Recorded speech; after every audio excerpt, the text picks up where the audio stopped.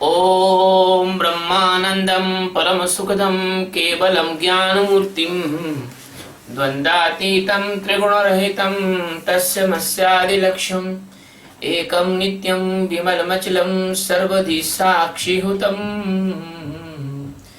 भावातीतं गगनसदृशं सद्गुरुं तं नमामि।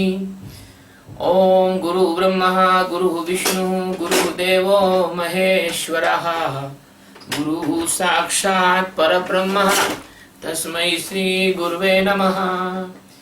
ध्यानमूलं गुरुमूर्ति पूजामूलं गुरुपदं मंत्रमूलं गुरुर्वाक्यं मोक्षमूलं गुरुकृपा। सद्गुरु भगवान की जय, स्वामी जी महाराज की जय। शिवोहम गीता के 8वें अध्याय का यह 24वां श्लोक है। इसमें भगवान ने फल सहित शुक्ल पार्क का वर्णन किया है। अग्नि ज्योतिरः शुक्लः षण्मासाः उत्तरायणम् यत्र प्रयाताः गच्छति ब्रह्मः ब्रह्मविदो जनाः। अग्निः ज्योतिः शुक्लः षण्मासः उत्तरायणम् तत्र प्रयाताः गच्छति ब्रह्मः ब्रह्मविदः जनाः। अग्नि का मतलब होता है अग्नि। अग्नि एक अभिमानी देवता है। ज्योति ज्योतिर्मय है। अह यानी दिन का है। शुक्ल यानी शुक्ल पक्ष का अभिमानी देवता है। षण्मासा यानी 6 महीनों का अभिमानी देवता है। उत्तरायणम यानी उत्तरायण के 6 महीनों का। तत्र यानी उस मार्ग से, प्रयाता यानी मरकर गए हुए, ब्रह्मवेत्ता यानी ब्रह्म को जानने वाले, जना मतलब योगी जन, ब्रह्म यानी ब्रह्म सच्चिदानंद को, गच्छति यानी प्राप्त होते हैं। ज्योतिर्मय अग्नि अभिमानी देवता है, दिन का अभिमानी देवता है, शुक्ल पक्ष का अभिमानी देवता है और उत्तरायण के 6 महीनों का अभिमानी देवता है। उस मार्ग से मर मर कर गए हुए ब्रह्मवेत्ता योगी जन उपयुक्त देवताओं के क्रम से ले जाकर ब्रह्म को प्राप्त होते हैं। सद्गुरु सच्चिदानंद परमात्मा जो अनंत अनंत कोटि आकाश गंगाओं के एकमात्र आधार हैं और एकमात्र अधिष्ठान है, एकमात्र धारण करता है और एकमात्र मालिक है, वो भगवान श्री कृष्ण के रूप में आए और अर्जुन को एक रहस्यपूर्ण सूत्र बता रहे हैं जिसका अर्थ केवल अर्जुन जानता था, या कोई ब्रह्मवेत्ता जानता है, या कोई सद्गुरु जानता है।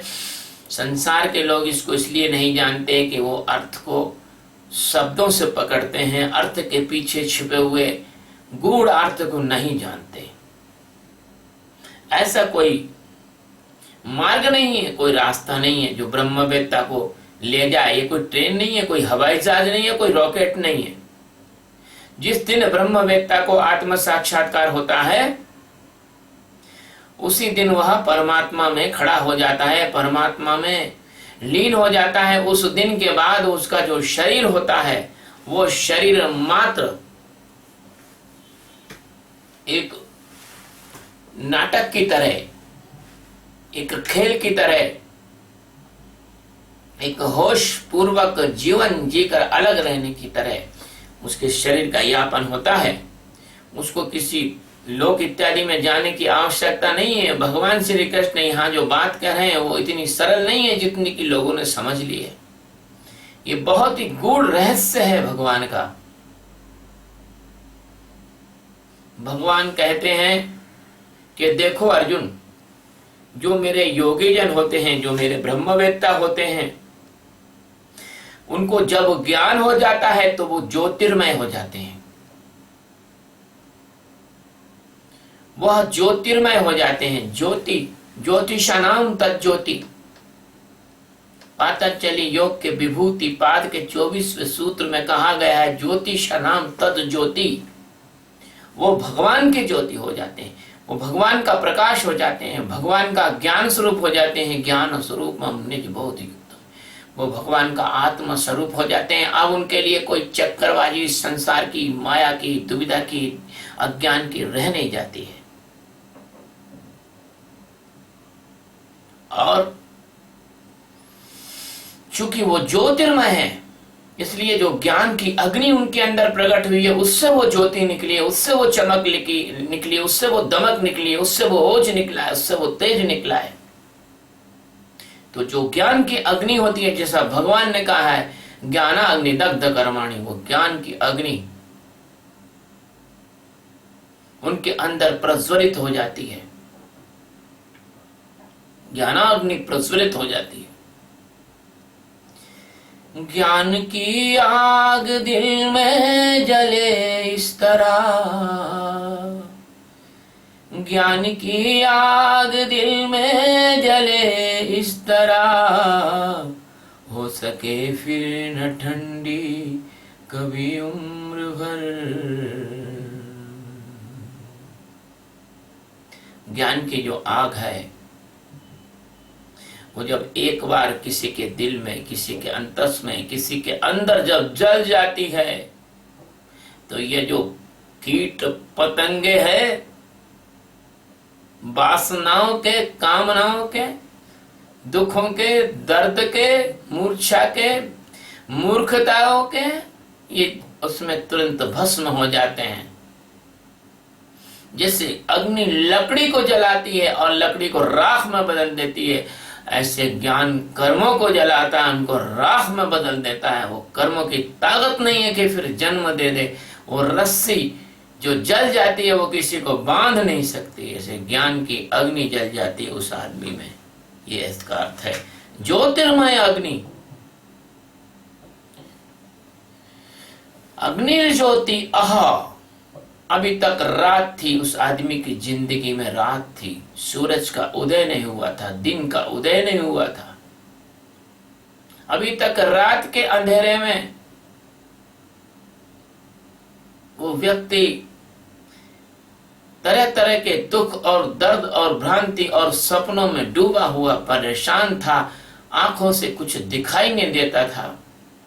अभी तक उसके जीवन में रात थी, अज्ञान की निद्रा थी, मोह की निशा थी। मोह निशा सब सोबने हारा, देखें स्वप्न अनेक प्रकार। मोह की निशा में सो रहा था वो।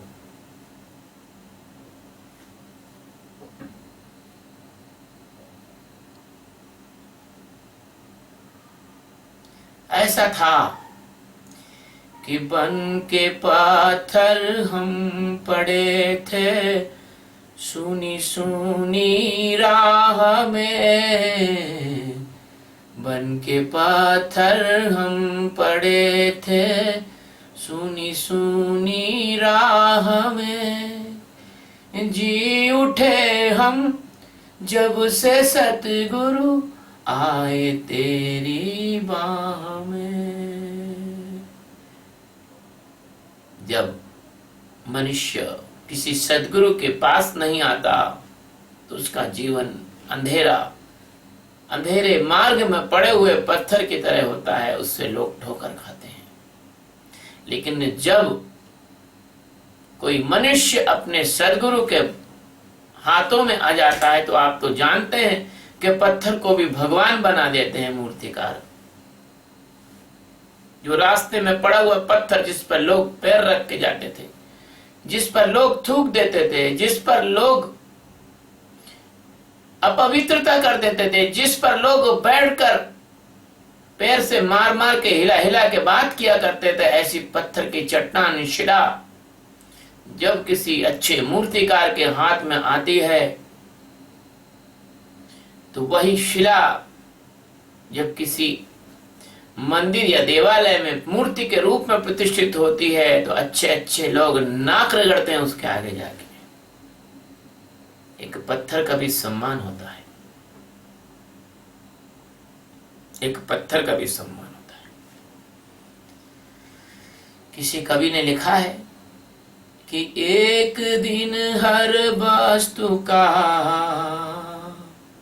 सम्मान होता है, एक दिन हर वस्तु का उत्थान होता है।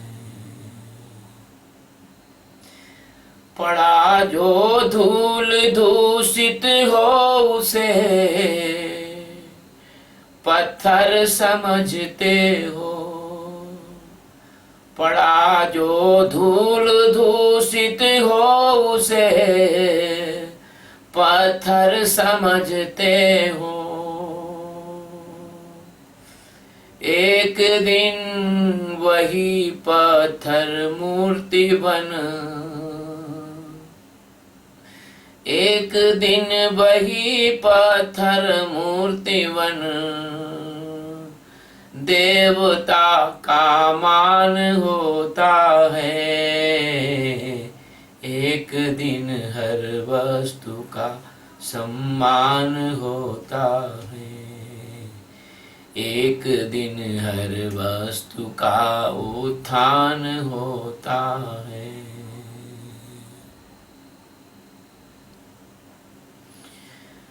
पड़ा जो टूट कर तुम भी उसे खंडहर समझते हो,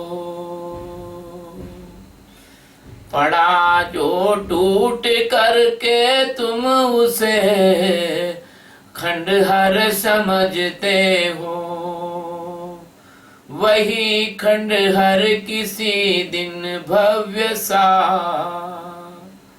वही खंडहर किसी दिन भव्य सा निर्माण होता है,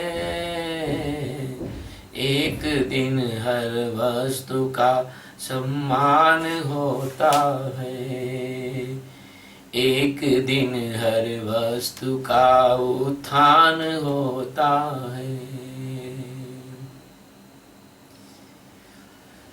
पड़ा जो राख में लिपटा उसे, पड़ा जो राख में लिपटा उसे मरघट समझते हो, पड़ा जो राख में लिपटा उसे मरघट समझते हो, वही मरघट किसी दिन, वही मरघट किसी दिन रूपवान उद्यान होता है, वही मरघट किसी दिन हरित सा उद्यान होता है, एक दिन हर वस्तु का सम्मान होता है, एक दिन हर वस्तु का उद्यान होता है। पड़ा जो मूर्खता में तुम उसे, पड़ा जो मूर्खता में तुम उसे मूर्ख समझते हो, वही मूर्ख किसी दिन कालिदास सा गुणवान होता है, एक दिन हर वस्तु का सम्मान होता है, एक दिन हर वस्तु का उत्थान होता है। तो भगवान कह रहे हैं कि जो मूर्ख था, जो मरण धर्मा था, जिसका जीवन खंडहर सा हो गया था, जिसके जीवन में सब जगह अज्ञान का अंधेरा ही अंधेरा छा गया था, वह सद्गुरु के पास आकर और सच्चिदानंद परमात्मा में जागने का, जागरण का ध्यान करके और ज्योतिर्मय हो जाता है। वह अग्नि का अभिमानी देवता हो जाता है। ज्ञान अग्नि उसके अंदर से जब प्रकट होती है तो उसके अंदर से परम देवत्व प्रकट होता है। उसके अंदर इतना बड़ा देवत्व प्रकट होता है कि स्वयं साक्षात देवराज इंद्र भी उसके चरणों की धूल को उठा के अपने माथे पर लगाते हैं। भगवान उसके पीछे पीछे आते हैं, पीछे पीछे हरि फिरे कहे तक कबीर कबीर। एक प्रीतिकर बात मुझे याद आ गई। सदगुरु भगवान दीन बंधु दीनों के नाथ, आपकी कृपा से जो संभव हुआ वो कहीं और से नहीं हो सकता था।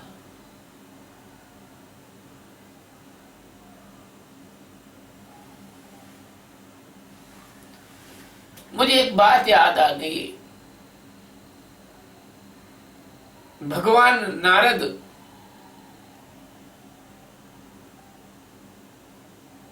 भगवान राम से मिलने को गए।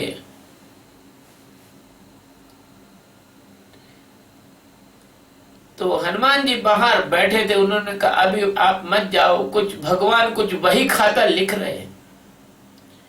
नारद जी को बहुत आश्चर्य हुआ, भगवान वही खाता लिख रहे हैं, हिसाब किताब। नारद जी तो जिद्दी ठहरे, उन्होंने कहा हम तो जाएंगे। अब उनको कोई रोक सकता नहीं है। नारद जी को तीनों लोकों में कोई नहीं रोक सकता और संतों को कोई रोक नहीं सकता। जो संतों को रोकता है उसका परिणाम बहुत गलत हो जाता है।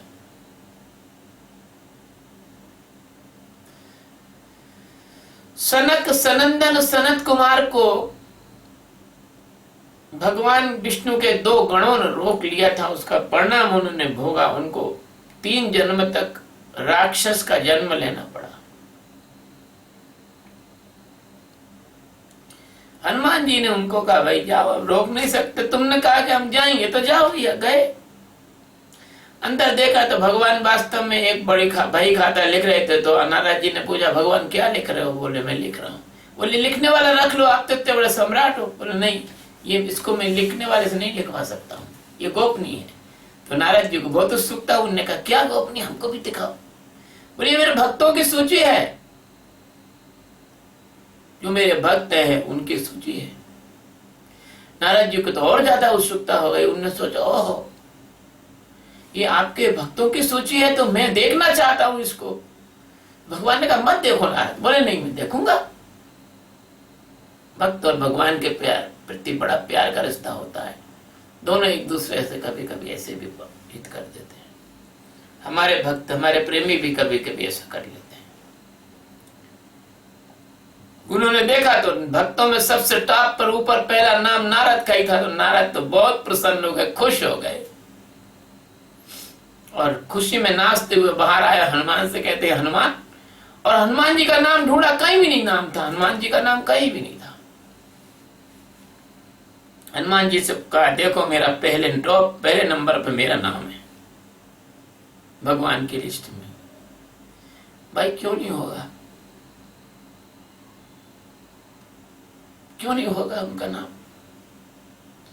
उनका नाम तो होना ही चाहिए ना। वो तो बहुत बड़े सदगुरु हैं नारद भगवान।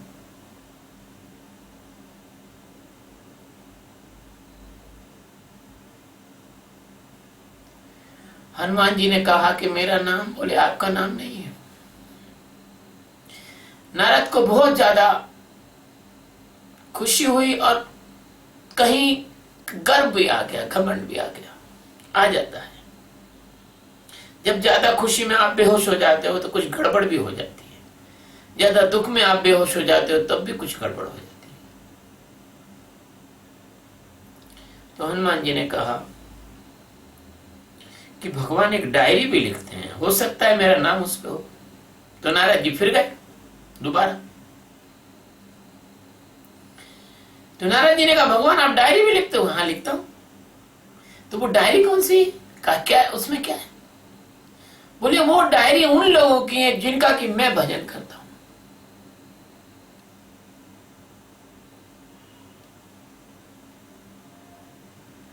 नारद जी ने जिद की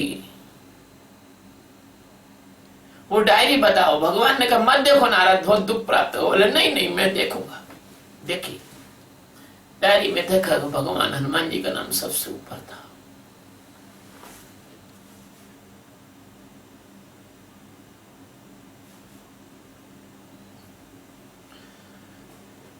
भगवान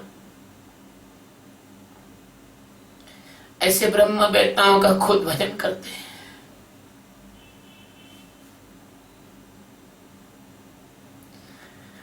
खुद उनकी रक्षा करते हैं, खुद उनकी व्यवस्था करते हैं।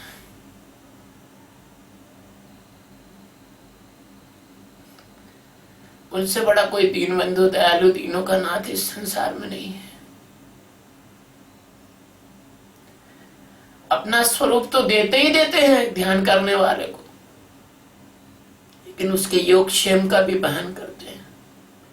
उसकी जरूरत क्या है, उसको कब भोजन चाहिए, कितना भोजन चाहिए, क्या चाहिए, वो कहाँ रहेगा, उसके जीवन की पूरी व्यवस्था भगवान स्वयं करते हैं। तो जब वो ज्योतिर्मय हो जाता है, जब वो ज्ञान की अग्नि उसके अंदर प्रकट हो जाती है, तो वह देवताओं का देवता हो जाता है। यह अभिमानी शब्द को आप गलत मत समझना। यह अभिमानी शब्द का अर्थ है कि उसके अंदर वो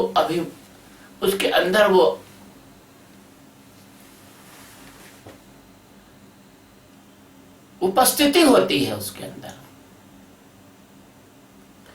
उस महान देवत्व की। और दुनिया का सबसे बड़ा देवता सच्चिदानंद ही है और कोई देवता नहीं है। उस परमात्मा सच्चिदानंद की मौजूदगी के कारण, उसके अंदर वो ज्ञान की अग्नि प्रकट होने के कारण माया की कोई औकात नहीं है, माया की कोई हैसियत नहीं है, माया की कोई ताकत नहीं है जो उस आदमी के अंदर प्रवेश कर जाए। जैसे सूरज के सामने अंधेरे की औकात नहीं है कि आ नहीं सकता है। अगर सूरज अपने उमान पर हो, दोपहर 12 बज रहे हों और सूरज के नीचे आप खड़े हो जाओ तो छाया भी शून्य हो जाती है। ऐसे अंधकार की ताकत नहीं है कि वो आ जाए। ये अर्थ है इसका भगवान सतगुरु की कृपा से। ये वो अर्थ नहीं है जो कि और पंडित पुजारी लोगों ने लिखा हुआ है। ये इसका गूढ़ अर्थ है। अगर इस अर्थ से जो अर्थ भी करते चले आ रहे हैं, इनसे इनकी कभी मुक्ति नहीं हुई है। कोई ब्रह्म ज्ञान के बाद में किसी आदमी को किसी मार्ग से ले जाने की आवश्यकता नहीं होती है। ब्रह्म ज्ञान होते ही आदमी मुक्त होता है। पोटेशियम साइनाइड खाने के बाद आदमी उसका स्वाद नहीं लिख सकता है। पोटेशियम साइनाइड खाने के बाद आदमी उठकर 4 कदम चल नहीं सकता है। जब तुम्हारा पोटेशियम साइनाइड इतना शक्तिशाली है तो ज्ञान का इतना कमजोर होगा। उसी वक्त अविद्या की मौत हो जाती है जिस वक्त ज्ञान होता है और शरीर रहता है और आनंद से रहता है और जीवन मुक्ति की मस्ती रहती है। मुझसे कई लोग पूछते हैं कि ज्ञान के बाद मृत्यु हो जाती है? नहीं, ज्ञान के बाद मृत्यु नहीं होती, महामृत्यु हो जाती है। महामृत्यु में क्या होता है, मन बुद्धि का नाश हो जाता है और ज्ञान की अग्नि प्रकट हो जाती है। किसी की ताकत नहीं है कि जहां ज्वालामुखी जोर से धधक रहा हो और वहां कोई जाके कोई चूहा झंडा नहीं गाड़ सकता बीच में ज्वालामुखी के जाके। ज्ञान का ज्वालामुखी जब धधक रहा होता है तो माया की, अविद्या की, इंद्रियों की, मन की, बुद्धि की, चित्त की, ये किसी की हैसियत नहीं है, इनकी ताकत नहीं है, इनकी जरूरत नहीं है, इनकी औकात नहीं है, इनकी क्षमता नहीं है कि जाके और उस ज्ञानी को भ्रमित कर सके। ये तो तुम्हारे सब लोगों की भ्रांति है।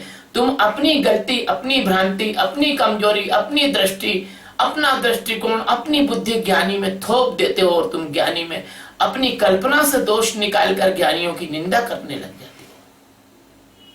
ये उनकी गलती नहीं है। अंधे कभी प्रकाश की चमक की प्रशंसा नहीं कर सकते। वो जलते हैं, चिढ़ेंगे प्रकाश से, क्योंकि उनको मालूम है कि अब हमारी आंखें नहीं आ सकती है। उल्लू कभी भी सूरज की प्रशंसा नहीं कर सकता है।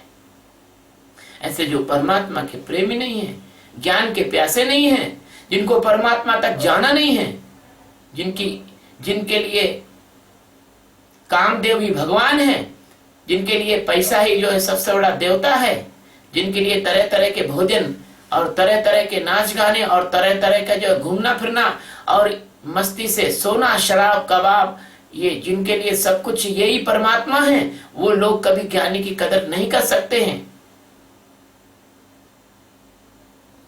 वेश्याओं के बाजार में हमेशा भड़ुओं की इज्जत होती है, परमहंसों की नहीं होती है। इसलिए तुम इंद्रियों के बाजे बज रहे हैं, उन पर नाच रहे हो तुम। इंद्रियों की थाप पर नाचने वाले अज्ञानी लोग कभी ज्ञानी की कदर नहीं करेंगे। इसलिए जो अर्थ है इसका, इस श्लोक का, इतना ज्यादा गहरा है कि सामान्य व्यक्ति की समझ के बहुत पार का विषय है। सामान्य व्यक्ति तो सोचेगा अग्नि का अभिमानी देवता ले जाएगा, फिर उसको वहां ले जाएंगे आगे, इसके बाद में दिन का अभिमानी देवता ले जाएगा, वो सूरज में घुस जाएगा, और उसके बाद शुक्ल पक्ष का अभिमानी देवता ले जाएगा, फिर उत्तरायण के 6 महीने का अभिमानी देवता ले जाएगा, फिर उस रास्ते से मरकर वो ब्रह्म में प्राप्त हो जाएगा। अरे कोई ब्रह्म में ऐसे प्राप्त होता है? ब्रह्म कोई पोल है क्या? ब्रह्म कोई जगह है क्या? ब्रह्म कोई तारे में है क्या? कहीं ब्रह्म का ऐसा स्थान है कि वहीं जाओगे तभी ब्रह्म मिलेगा? अगर ऐसा होता तो कबीर साहब ये क्यों कहते कि जिसको तू खोजत पे सो तू आपको आप? फिर उपनिषद क्यों कहते कि सर्वखिल ब्रह्मा? फिर क्यों कहते कबीर साहब की तेरी काया में गुलजार? फिर क्यों कहते कि ऐसा देश हमारा रे, जाना सूरज न चंद्र न तारा रे? अरे समझो संत महात्मा गीता उपनिषद क्या कह रहे हैं। कब तक मूर्ता में फंसे रहोगे? अगर इस मूर्ता को नहीं छोड़ोगे तो तुम्हारे पास खजाना है, लेकिन तुम गरीब की तरह जीवन जियोगे। पूरे विश्व में तुम्हारा विश्व गुरु का डंका नहीं बज सकता जब तक तुम आत्मज्ञान को लेकर नहीं चलोगे, उपनिषदों को लेकर नहीं चलोगे।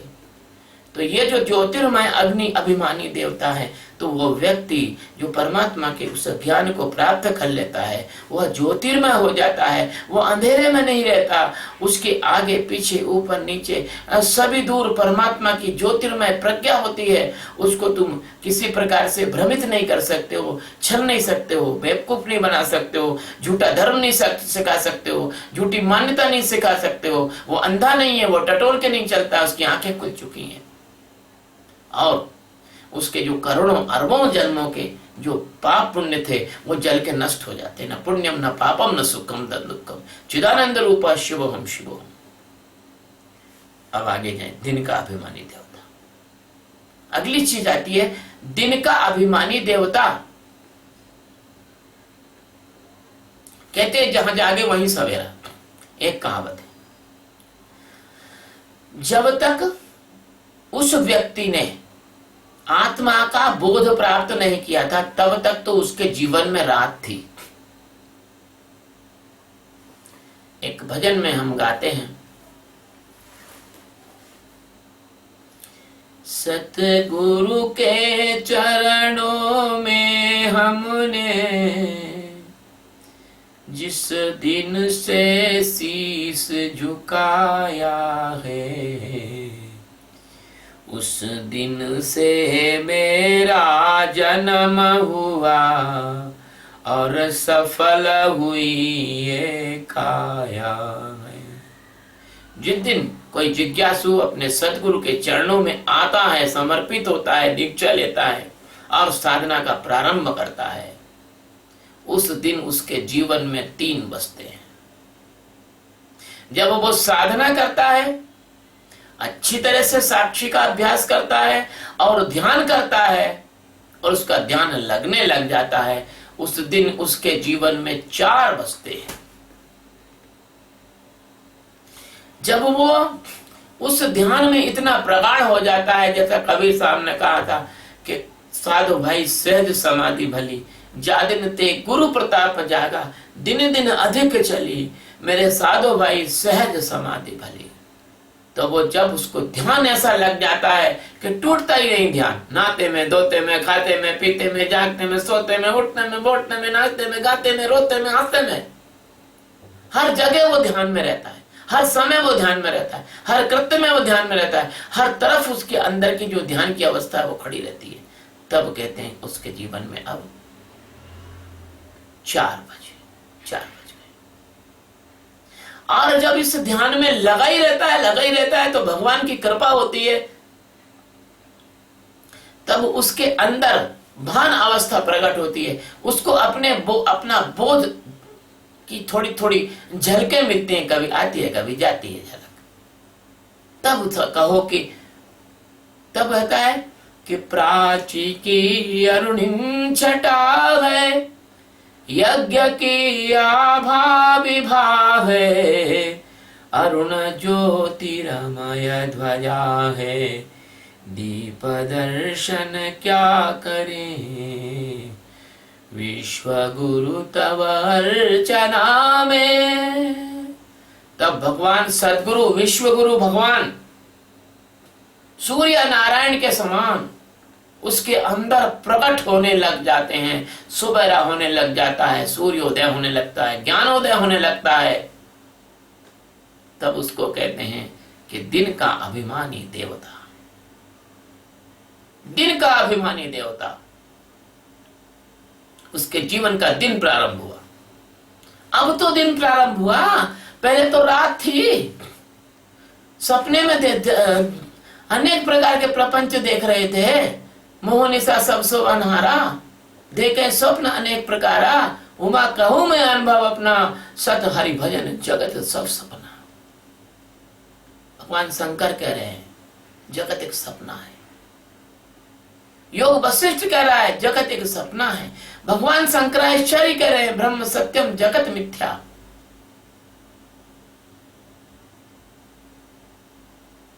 तो जब अब दिन का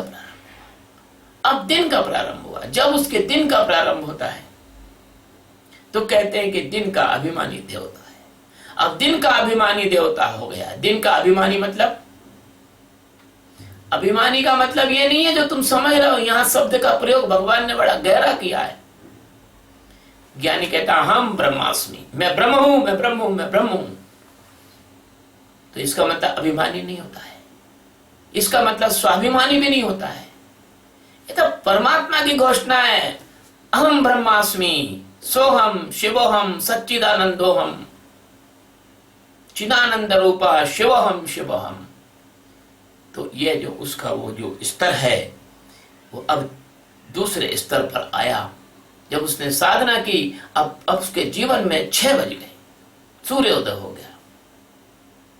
और जैसे जैसे वो जीता है वैसे वैसे सूरज चढ़ने लग जाता है। और सूरज चढ़ने लग जाता है तो तुमने देखा होगा मई के महीने में 8 साढ़े 8 बजे भी तुम बाहर बैठ नहीं सकते हो कुर्सी लगा के।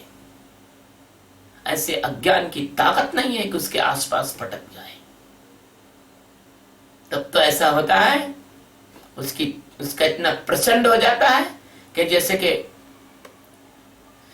कवि ने लिखा है, पद्माकर ने लिखा है कि वृष को तरनी तेज सहसो किरनी कर, और ज्वालन के जाल विकराल बरसत है। वृष को तरनी तेज सहसो किरनी कर, ज्वालन के जाल विकराल बरसत है। तचती धरनी जग जरत झरनी छिरी, साह को पकड़ पंछी पंथी बीरमत है। तो इतना जैसे वृष राशि का सूर्य होता है, उसके इतना प्रचंड ज्ञानी होता है। वो ज्ञानी जब बोलता है तो अज्ञान का धूल धमास उड़ जाता है। जब ज्ञानी बोलता है तो बादल छट जाते हैं। इतनी तेज प्रचंड तूफान की तरह उसकी हवा होती है, उसका बोलना होता है। जब भी ज्ञानी बोलता है तो शिव तांडव स्तोत्र में लिखा है, डमट डमट डमट निनाद पर्व पट्टके, किशोर चंद्रशेखरे रति प्रतिक्षणम ममा। भगवान शंकर की तरह उसका बोलना भी एक तांडव होता है, विध्वंस कर देता है, अज्ञान को चूर चूर कर देता है। अज्ञान के पहाड़ों पर पैर रखता है तो अज्ञान के पहाड़ बतासे की तरह फूट जाते हैं। वो अपने शिष्यों के ऊपर, शिष्यों के अज्ञान पर तांडव नृत्य करता है, शिष्यों के अज्ञान को तोड़ के फेंक देता है।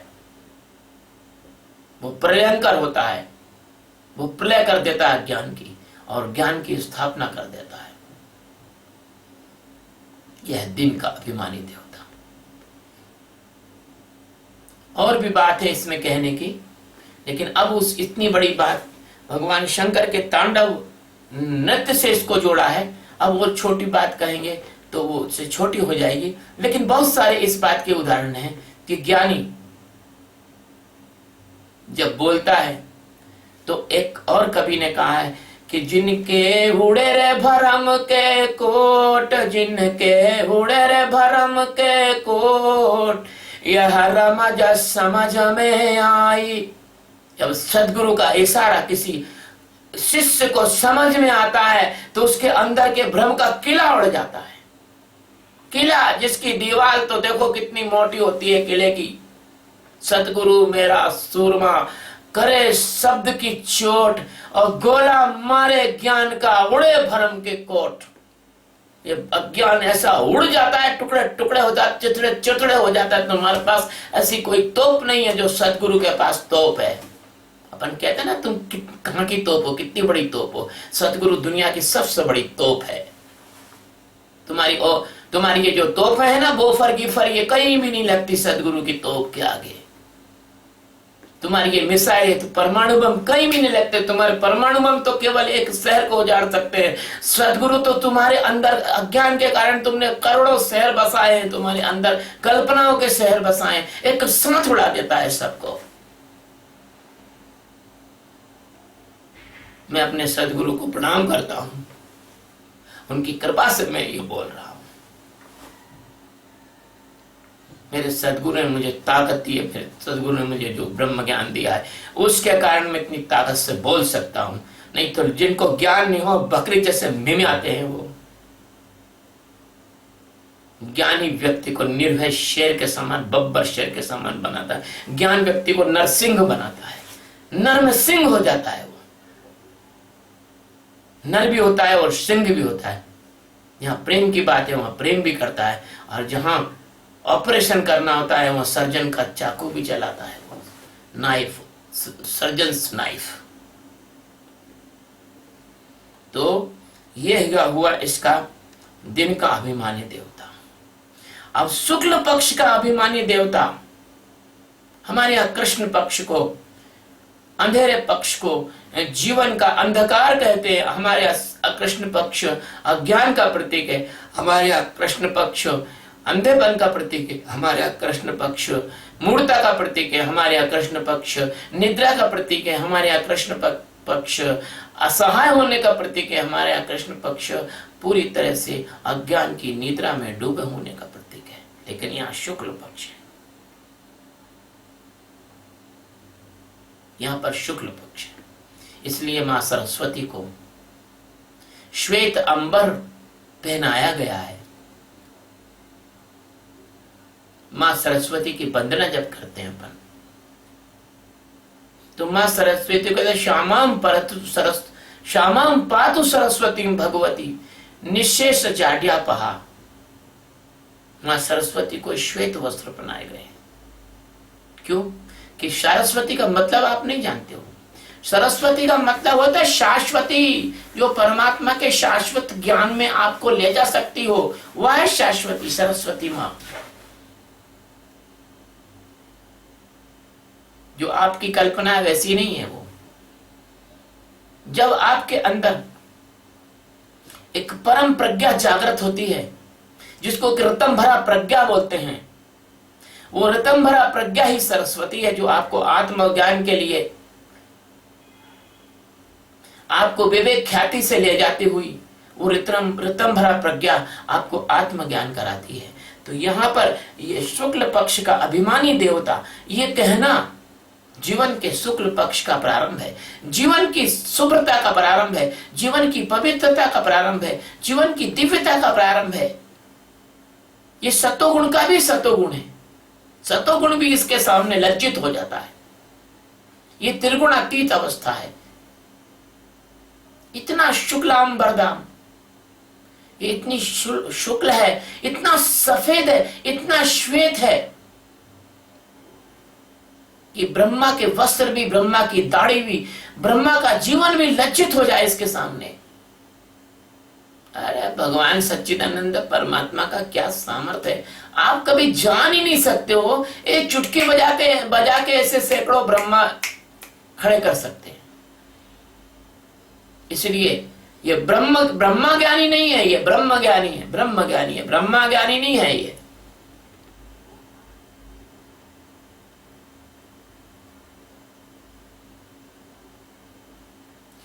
मेरे सदगुरु मेरा प्रवचन सुनते रहते हैं।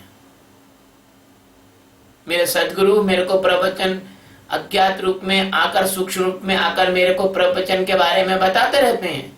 मेरे सदगुरु मेरी वाणी में, मेरी जीवा में सरस्वती के समान विराज के बोलते हैं, ये ब्रह्मा नहीं, ये ब्रह्म है। इसमें किसी प्रकार का कोई दाग नहीं है। काजल की कोटरी में के तो सियान हो जाए, एक रेख लागे पे लागे है, लेकिन ब्रह्मज्ञानी के साथ ये चीज घटित नहीं हो सकती है। ब्रह्मज्ञानी काजल की कोटरी नहीं, डंबर के ड्रम में भी डूब के निकल जाएगा तो डंबर की बाप की ताकत नहीं लग जाए, क्योंकि डंबर पदार्थ है, पदार्थ परमात्मा से नहीं चिपक सकता। काजल पदार्थ है, परमात्मा से नहीं चिपक सकता। परमात्मा सूक्ष्म अति सूक्ष्म है, वो तो हर जगह है, पत्थर में है, नदी में, डंबर में है, काजल में है, सब जगह परमात्मा आकाश से भी सूक्ष्म है। इसलिए यहाँ जो कहा गया है शुक्ल पक्ष का अभिमानी देवता, वो इस दृष्टि से कहा गया है कि आकाश से भी ज्यादा सूक्ष्म होने के कारण वो शुभ्र है। उसमें किसी तरह की माया की कालोंची नहीं लग सकती, उसमें किसी प्रकार का कारासपन नहीं आ सकता, उसमें किसी प्रकार की अशुद्धता नहीं आ सकती, उसमें किसी प्रकार का मैलापन नहीं आ सकता।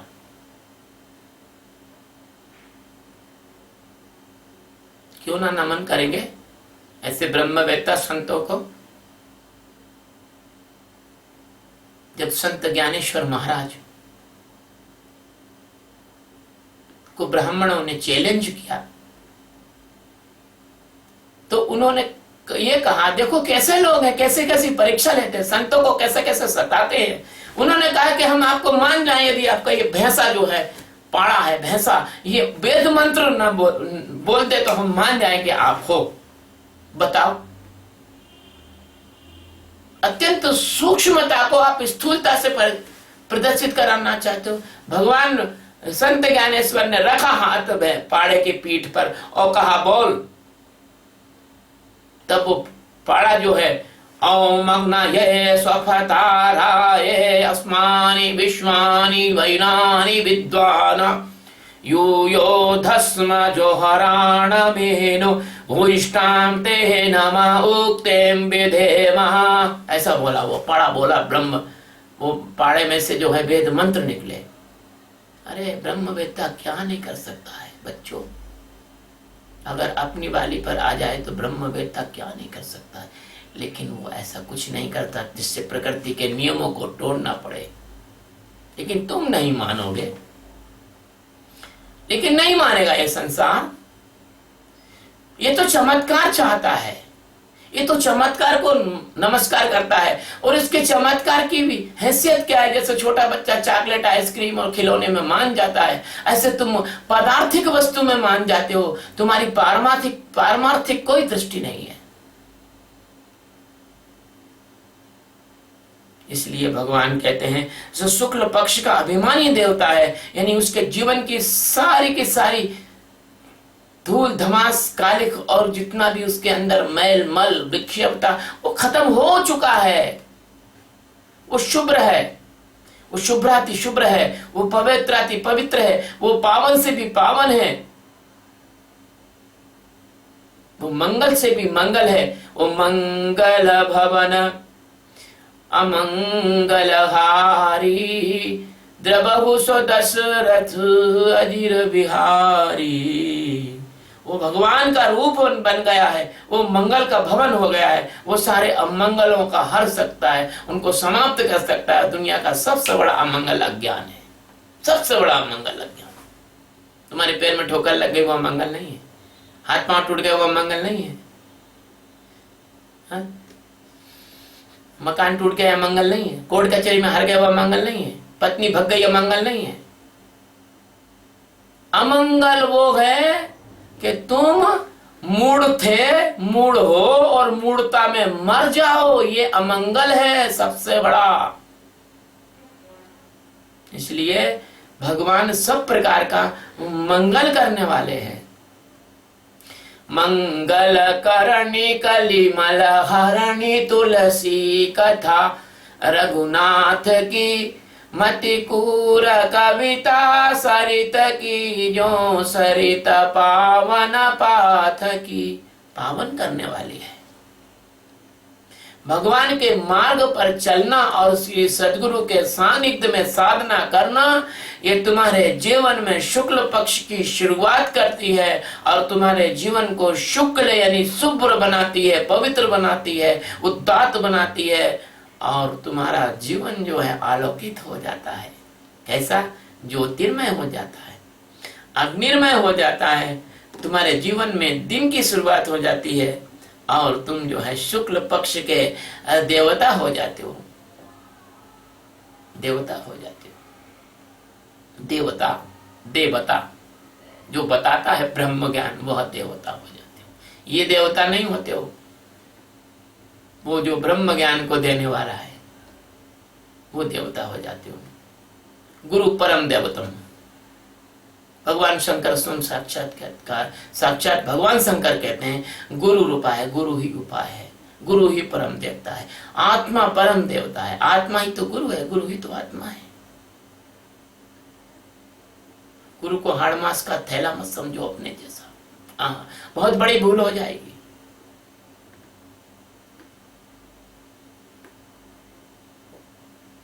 सतगुरु ब्रह्मया भेद है, सतगुरु ब्रह्मया भेद है, एक है दो दो नाही, और जो सतगुरु को देह लखे नरक माही भटकाई।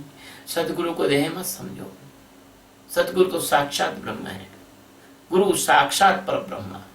तो फिर वो शुक्ल पक्ष का जब अभिमानी देवता हो जाता है तो जीवन में उत्तरायण की तरफ उसकी गति कैसे होती है? जैसे ऋषि मुनि होते हैं, ऊर्ध्वरेतस होते हैं, उनका तेज और रोज ऊपर की तरफ बढ़ता है। वो मूलाधार के चक्रों जैसे फंसे हुए कामी क्रोधी नहीं होते, लोभी मोही नहीं होते। उनकी जो भी खाते हैं वो, जैसे शुगर का मरीज जो भी खाता है शुगर ही बन जाती है। एक मेरा दोस्त था, वो कहता है यार मैं जो भी खाता हूं, बहुत पुरानी बात, यार जो भी खाता हूं शक्कर बन जाती है। चावल खाता हूं तो शक्कर बन जाती है, आलू खाता हूं शक्कर बन जाती है, गेहूं खाता हूं शक्कर बन जाती है, मैं कुछ भी खाता हूं तो शक्कर ही बन जाती है। सर मेरे शक्कर बहुत जल्दी हर चीज से शक्कर बनती है। गवर्नमेंट को मेरे शरीर पर रिसर्च करना चाहिए, क्या करने का चक्कर में पड़े, आलू से शक्कर बनाओ, हर किसी चीज से जो चीज सस्ती है उससे शक्कर बनाओ, मेरी रिसर्च करो। ऐसे इस उदाहरण को ले जाना। वो आदमी जो भी कुछ करता है वो तेज और ओज में बदल जाता है। उसका जो भी कुछ खाता पीता है उससे बस ज्ञान ही उत्पन्न होता है। जो भी कुछ करता है उससे वो परमात्मा के ज्ञान का ही प्रचार होता है। वो जो भी कुछ बोलता है भगवान का उपदेश ही हो जाता है।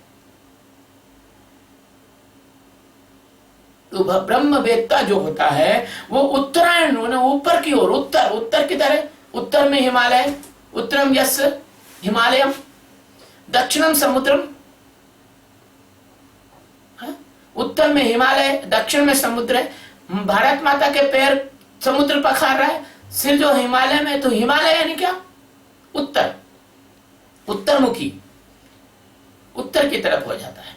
जीवन के सारे उत्तर खुल जाते हैं, सारे प्रश्न हट जाते हैं, जीवन में सारे उत्तर आ जाते हैं। उत्तरायणम, उसका जो अयन होता है, उसका जो आत्मा होता है, उसके जो केंद्र होता है, उसकी जो सांद्रता होती है, उसका जो प्रेम होता है, उसमें जो आनंद होता है, उसमें उत्तरोत्तर वृद्धि होती चली जाती है। अरे तुम सोच नहीं सकते, अनंत और अनंत में जोड़ो तो अनंत हो जाएगा, अनंत अनंत हो जाएगा, आनंद आनंद हो जाएगा, प्रेम आनंद हो जाएगा। हे भगवान दीन बंधु दयालु, दीनों के नाथ मेरे सतगुरु, आपका बहुत बहुत धन्यवाद है जो आप मेरी वाणी के माध्यम से और मेरे प्रेमियों और जिज्ञासुओं को ये प्रवचन सुनाते हैं। हमारे गांव में एक घोल्ला होता है, कोई देवी देवता उसके माथे पर आता है और वो देवी देवता सबके उत्तर देता है। ऐसे मेरे सदगुरु का मैं घोल्ला हूं। मैं सदगुरु का, जैसे बंबई में चले जाओ तो वहां HM भी लिखा है, हिज मास्टर्स वॉइस, और एक कुत्ते का फोटो है, यूं करके बैठा हुआ है। ऐसे मैं अपने सतगुरु का की वाणी हूं, मैं सतगुरु की वॉइस हूं। I am my masters voice, मैं अपने गुरु की वाणी हूं। और मैं इसलिए बार बार अपने सदगुरु के चरणों में प्रणाम करता हूं। मेरे गुरु की कृपा से ही मैं आप लोगों को इतना सब कुछ बताने में आज योग्य हुआ हूं। तो वो उत्तरायण हो जाता है। उत्तरायण उत्तर की तरफ चलता है, ऊपर की तरफ चलता है, ऊर्ध्व की तरफ चलता है। निकृष्ट नीच बातें उसके अंदर कभी प्रवेश नहीं कर सकती। जैसे हवाई जहाज आकाश में उड़ता है तो तुम्हारे यहाँ का कोई पत्थर फेंक नहीं सकते, तुम हवाई जहाज तक कोई पत्थर नहीं लगेगा तुम्हारा। कभी कभी तो एंटी बैलिस्टिक मिसाइल भी नहीं पहुंच पाती, कभी कभी तो सुपरसोनिक स्पीड में उड़ता है, हवा की गति से भी 10 गुना ज्यादा। इसलिए प्यारे बच्चों, इस उत्तरायण छठ मासक का मतलब ये नहीं है, ये 6 महीना क्षण मासा, ये वो अर्थ नहीं है जो आप समझ रहे हो कि 6 महीने का अभिमानी देवता है। क्षण मासा, क्षण का एक मासा भी 6 महीने का एक क्षण होता है, एक सेकंड होता है, त्रिश्रेणु जिसको कहते हैं। एक त्रिश्रेणु होता है, एक उसमें त्रिश्रेणु के बाद एक क्षण होता है। उस त्रिश्रेणु का भी अगर और भी हिस्सा किया जाए, उतने क्षण भी वह जो है परमात्मा से अलग नहीं होता, उतने क्षण भी वह उत्तरोत्तर ऊंची अवस्था से नीचे नहीं आता है, कभी नीचे नहीं आता है। उसकी जीवन ऊर्जा हमेशा उस टॉप पर रहती है, जहां के कहते हैं ना कि परमात्मा सबसे ऊपर है, सबसे उच्च है। अब ऐसा कहना पड़ता है, परमात्मा ना उच्च न नीच है, लेकिन तुम्हारी जो वासना है, तुम्हारी जो कामना है, तुम्हारी जो पीड़ा है, तुम्हारी जो तुम जो गंदे संदे जो काम काज में फंसे रहते हो, उसमें ज्ञानी नहीं फंसता। इसको उत्तरायण कहा गया है। उसका जो अयन है वो उत्तर, दक्षिण में नहीं आता, उत्तर में। तो उत्तर मतलब श्रेष्ठता की ओर गमन करता है। परमात्मा से श्रेष्ठ दुनिया में कुछ है नहीं है। क्योंकि वो परमात्मा में जीता है, इसलिए उसके प्रतीकात्मक रूप में भगवान श्री कृष्ण ने उसको कहा है उत्तरायण। तो 6 महीने जीवन के आधा समय तो गुजार लिया, परमात्मा सदगुरु से मिले नहीं, और जिस दिन आप सदगुरु से मिले उस दिन आपका उत्तरायण शुरू होता है। चाहे वो 6 महीने में मिलो, चाहे 6 साल में मिलो, चाहे 60 साल के बाद मिलो, आपका उत्तरायण तभी शुरू होता है जब आप किसी सदगुरु, अपने सदगुरु से मिलते हो और सदगुरु के मार्ग में अपनी साधना का प्रारंभ पूरी तरह 100% ईमानदारी से करते हो। तो ये इस तरह से कहने का तरीका भगवान ने बताया कि उस मार्ग से मरकर गए। ये इन्होंने अर्थ किया है कि इन्होंने भाषा के विद्वानों ने, लेकिन तत्र यानी उसमें मार्ग नहीं लिखा, तत्र यानी उस। प्रयाता, प्रयाता का मतलब मरना नहीं होता है। प्रयाता, प्र यानी अच्छी तरह से, याता यानी जिसने अपने अंदर परमात्मा का जो ज्ञाता है, परमात्मा का प्रयाता का मतलब प्रज्ञाता से लेना, जो परमात्मा को अच्छी तरह से जान लिया है, जिसने परमात्मा को जो जीवन बना लिया है, परमात्मा में जो ठहर गया है, परमात्मा में जो रुक गया है, परमात्मा में जो रूपांतरित हो गया है, परमात्मा में जो बाष्पीभूत हो गया है, परमात्मा में जो पिघल कर मिल गया है, पदार्थ से अलग हो गया है, परमात्मा में जिसका रोया रोया समाहित हो गया है, परमात्मा में जो घुल गया है, परमात्मा में जो विलीन हो गया है, ऐसे व्यक्ति को कहते हैं कि प्रयाता, वो प्रयाता। अब क्या कहा भगवान ने? भगवान ने कहा है गच्छति। गच्छति का मतलब कहते भैया गच्छति, गया वो तो अब नहीं आने वाला। फिर वो गया का गया ही गया, वो आएगा नहीं। एक बार एक स्कूल में एक मास्टर साहब अंग्रेजी पढ़ा रहे थे, वो अंग्रेजी के एमए थे, मास्टर ऑफ इंग्लिश लिटरेचर। और एक व्यक्ति आया, वो उनका अधिकारी रहे। अब वो मास्टर ऑफ इंग्लिश लिटरेचर नहीं था, लेकिन वो क्या होता है, हमारे भारत में क्या होता है कि लोग जो है पीएससी एससी की परीक्षा दे दो आके, और कोई जो है अच्छे पद पर पहुंच जाते हैं, और जिन शिक्षकों ने उनको पढ़ाया लिखाया होता है, उन शिक्षकों के कान काटने की कोशिश करते हैं। तो उसने कान काटने की कोशिश करने के लिए उस शिक्षक से कहा, जो इंग्लिश पढ़ा रहा था, उससे कहा कि बताओ तुम इंग्लिश पढ़ाते? बोले हाँ सब पढ़ाते। बोले ट्रांसलेशन कर लेते आपके बच्चे? बोले हाँ कर लेते हैं। तो बोले करो ट्रांसलेशन। ही गया, वह गया सो गया ही गया, वह गया सो गया ही गया। तो पूरा स्कूल, पूरी क्लास सन्न रह गई, क्योंकि वो गया, वह गया ये तो सब जानते थे, ही वेंट, लेकिन वो गया सो गया ही गया, ये तो किसी की ताकत नहीं थी।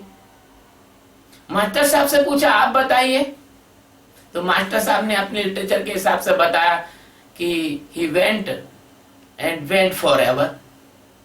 तो देखा नहीं ये नहीं हो सकता, इसमें वह गया सो गया ही गया, सो का कहाँ आया है? तो उन्होंने कहा साहब मुझे तो नहीं आता। एक लड़का बोला मैं बताता हूं सर। तो मास्टर साहब खुश हो गए कि यार ये है लड़का, अपनी इज्जत रख रहा है। और खड़ा हुआ, बताओ? बोले मैं बताता हूं, ही वेंटिया सो वेंटिया ही वेंटिया, ही वेंटिया सो वेंटिया ही वेंटिया। इस अपनी ये मालवी भाषा का शब्द है, कोई बात में या लगा देते हैं। तो ही वेंटिया सो वेंटिया ही वेंटिया, सो वाली स्थिति हो जाती है। तो वो गया सो गया ही गया, मतलब वो क्या हुआ कि इस मार्ग से जो निकल गया, परमात्मा के ब्रह्म ज्ञान के मार्ग से जो निकल गया और उत्तरायण में जीने लगा, उसकी क्या जन्म और क्या मृत्यु रे भाई। गच्छन्ति ब्रह्म विदो जनाः, वो परमात्मा के इस मार्ग में जो निकला ना, उसको ब्रह्म विद मतलब ब्रह्म ज्ञानी लोग, जना यानी लोग, ब्रह्म ज्ञानी लोग क्या कहते हैं? ब्रह्मा, वही ब्रह्म है, साक्षात ब्रह्म है। इसलिए कहते हैं गुरु साक्षात पर ब्रह्मा, तस्मै श्री गुरुवे नमः। इसलिए मेरे प्यारे भाइयों, मेरे मित्रों, मेरे शिष्यों, मेरे प्रेमियों, मेरे से थोड़ी सी भी कुनकुनी और प्यास रखने वाले मेरे जिज्ञासुओं, मैं आपसे सिर्फ इतना ही कहता हूं, गीता के ये सूत्र इतने ज्यादा गहन और गंभीर हैं, इतने दिव्य हैं, इतने भव्य हैं कि इनके अर्थों में अगर कोई ठीक से उतर जाए तो उसका एक श्लोक भी जीवन बदल सकता है। भगवान कहते हैं कि जो ब्रह्मवेत्ता योगी जन है, वो कहते हैं कि नहीं ये ब्रह्म है, ये ब्रह्म है, ये सच्चिदानंद है, ये मनुष्य नहीं, ये मनुष्य नहीं, ये पुरुष नहीं, ये स्त्री नहीं, ये गार्गी, ये मैत्री, ये मदालसा, ये चूंडाला, ये स्त्रियां थीं, लेकिन ये ब्रह्म में रूपांतरित हो गई। आग में तुम कुछ भी डाल दो, आग बन जाएगा। ब्रह्म ज्ञान जिसको हो जाए वो ब्रह्म हो जाएगा, सारे भेदों से अलग हो जाएगा। मां अनसुईया,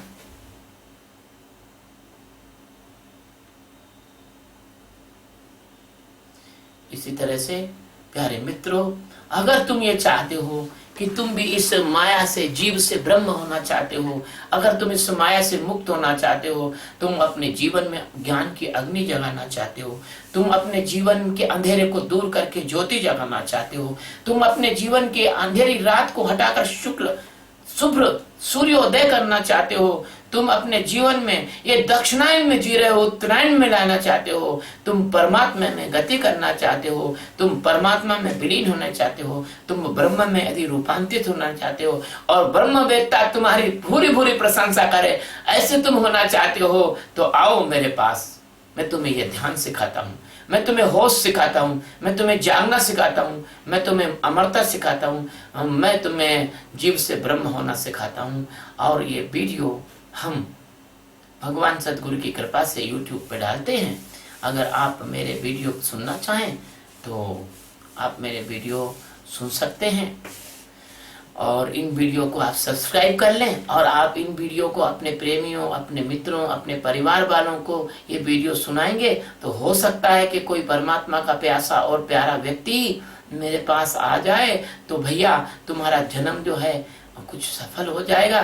तुम यदि ब्रह्म ज्ञान प्राप्त कर लो तो बहुत अच्छा है, और तुम नहीं भी प्राप्त करो, और अगर तुमने किसी व्यक्ति को ब्रह्म ज्ञान प्राप्त करने में मदद कर दी भैया, तो ये पुण्य आपका बेकार नहीं जाएगा, ये पवित्र कार्य आपका बेकार नहीं जाएगा। देखा जाए तो यही सही पुण्य है।